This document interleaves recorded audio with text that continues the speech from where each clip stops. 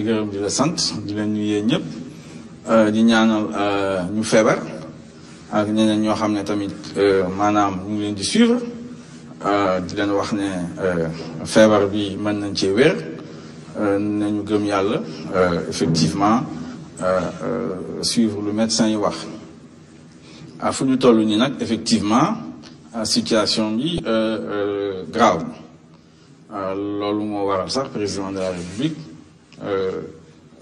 jël mesure matukaay yu mu wax démb ay couvre-feu état d'urgence jàpp nañ ne loolu lu war a am la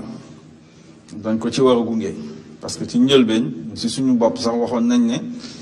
affaire yi ñuy yokkoo nii li ñuy wax confinement war nañ koo xalaat bu baax a baax. waaw ginnaaw bi ma sant yàlla bu baax gërëm naa président de la République ci li nga xam ne nii tey jii taxawaay bu am solo bi mu def bëgg jël réew mi yëpp ñu ànd liggéey pour xeex li nga xam ne nii mooy jàngoro ji lëmbee àdduna bi lëmbee Sénégal ñëpp xam nañ ne tey jii lu toll ci 2 milliards yi doomu aadama ci àdduna bi ñu ngi leen téye ci seen kër ndaxte feebar bi fu nekk lay dugg ku nekk la mën a gaañ te amul seetlu ci kilifa ak keneen loo xam ne ni nag tey jii bu dalee Sénégal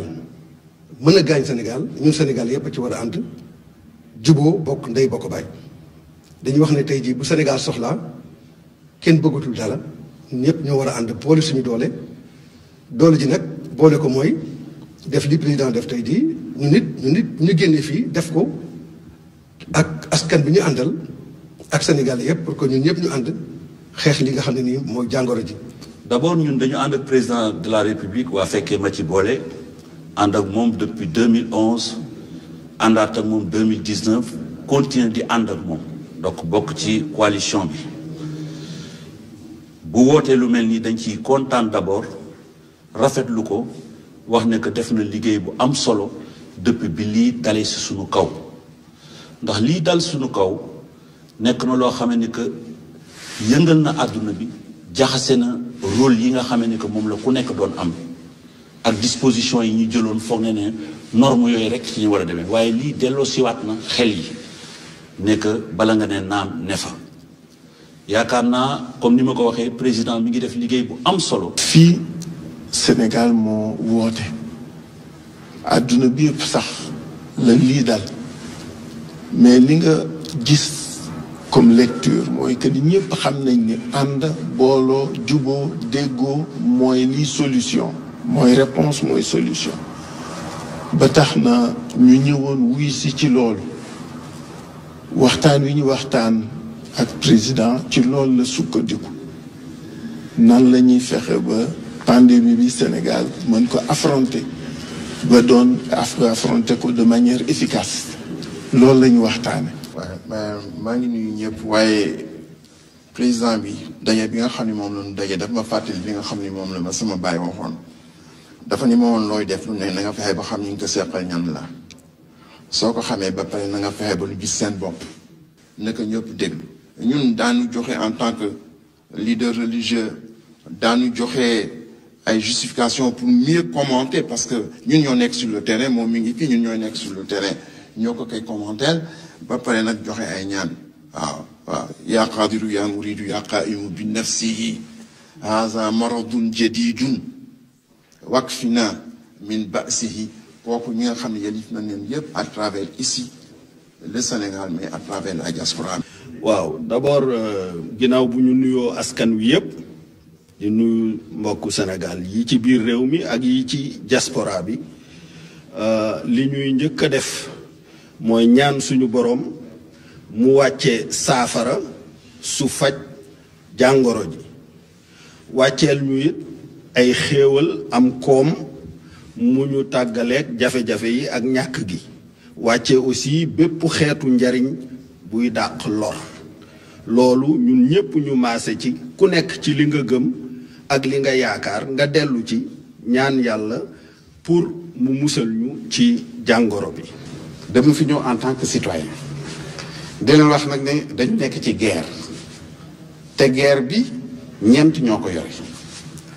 mooy général bi joxe stratégie bi muy président de la République jël na ay mesures am jaaram wàcc na ñun ñoo ci des. beneen bi mooy ñi nga xam ne ñooy scientifique yi muy médecin yi dañ leen war a dooleel ba ñoom du ñu manqué dara en terme de combinaison yi ñuy sol masque yu ñuy sol infrastructure yi ñu war a am ak seen lépp loolu mooy la priorité des priorités. beneen bi mooy ñun nit ñi nga xam ne ñii jot nañoo feebar ñii jotuñoo feebar ñii jot a feebar ñu ngi leen di faj mais ñi nga xam ne sentir nañu dara ci ñoom obligation la ñu wanewu pour mbir ñu bañ a tas. waaw xam nga xeex bi buñ ci tollee moom defe naa waratuñu du sax Pastef wala APR wala PDS parce que c'est le citoyen sénégalais qui est menacé. kon teewul it organisation bu ne moo xam daayira nga moo xam association sportive ak culturelle nga moo xam parti politique moo xam syndicat nga comme ay mbooloo mi ngi sa biir di nga am loo ci def loolu nag ñun xaaruñu ñu invité ñu fii pour def ko ndax jàpp naa ni bii mbir mi dooree ba léegi mesures yi nga xam ne jël nañ ko jàppoon nañ ni mesures yooyu la ñu waroon jël te wax nañ ko publiquement wax ko ci ay vidéo bind ko ñi nga xam ne ñi ngi ànd ak ñun jox nañ leen ay tegtal pour que mu am lu ñu def distribuer ay produits yoo xam ne pour gel yeeg ñoom seen sensibiliser nit ñi def porte à porte defe naa am na lu ñu ci jot a def waaye li ëpp solo mooy ñu jàpp ni mbir mi kenn warul ci xaar kenn warul yaakaar ni diw la gën a concerné que diw parce que virus la mooy ab mbindaafoon la boo xam ne kenn ci ñun mënu koo gis ci bëtam waaye moo ñu mën ñun ñëpp. waaye bi ma duggee li ma ko njëkk a wax rek mooy da ngay am ndam nee naa ko itam feebar bi fii du fi avancé Sénégal na sa xel dal du avancé waaw loolu sama conviction la donc li nga xamante ne bii parce que moom mu ngi ci continuité am rek waaw président Macky ku ko xam moom daanaka lu mën di xew itam même comportement même attitude xanaa ay ajustement dina ci am ay yooyu rek yu muy yokk mais lu mën di xew itam moom mi ngay ko dalam mi ngay expérience am mi ngay ko njàmbaaram mi nga ji itam bëgg askan wi surtout stress bi nga xamante ne bii mooy xew waaw loolu dinaa ci profité wax Sénégal yi nit fal yatawakkalil mu'minuuna ala Allah nit dafa war a ñeme ragal baaxul